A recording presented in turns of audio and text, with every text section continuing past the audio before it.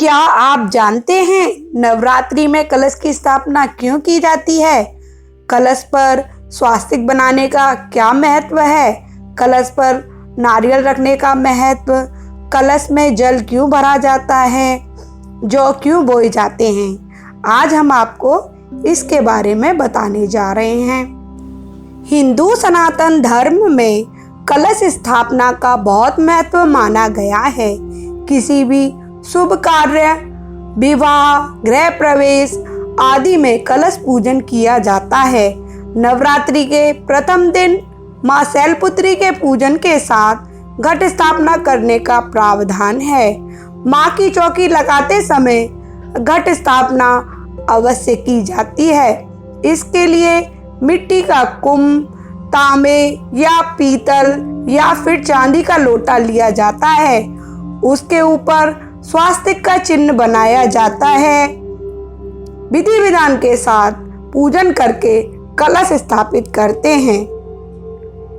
कलश स्थापना का महत्व, कलश बीच से गोलाकार और मुख छोटा होता है।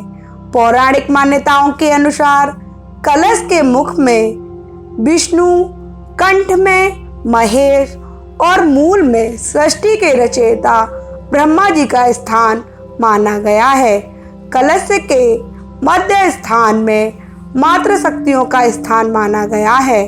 कलश को तीर्थों का प्रतीक मानकर पूजा जाता है। एक तरह से कलश स्थापना करते समय विशेष तौर पर देवी देवताओं का एक जगह आवाहन किया जाता है। कलश पर स्वास्तिक का चिन्ह बनाने का महत्व, स्वास्तिक को भी गणेश जी का प्रतीक माना गया है।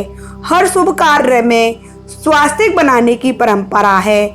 मान्यता है कि इस चिन्ह को बनाने से शुभता आती है, इसीलिए घर के दरवाजों पर भी स्वास्तिक बनाया जाता है।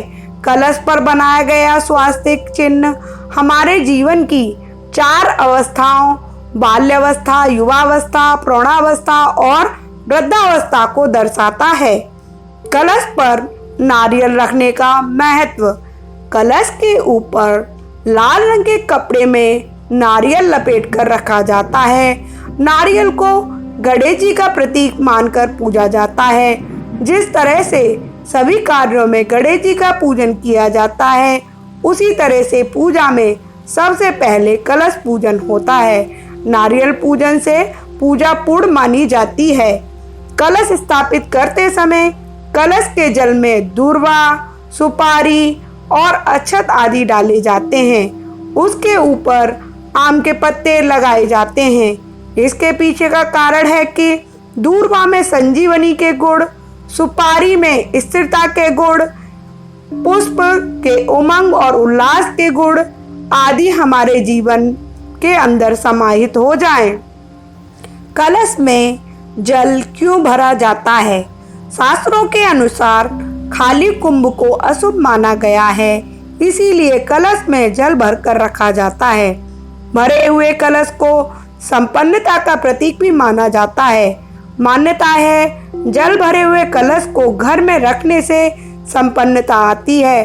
कलश में भरा गया जल मन का कारक माना गया है।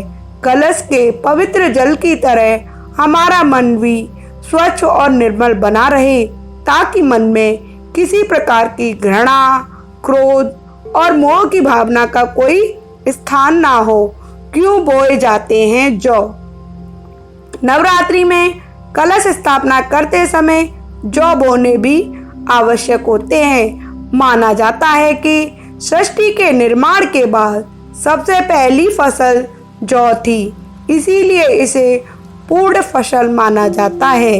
इसके पीछे यह मान्यता भी है कि जौ को सुख, समृद्धि और संपन्नता का प्रतीक माना जाता है।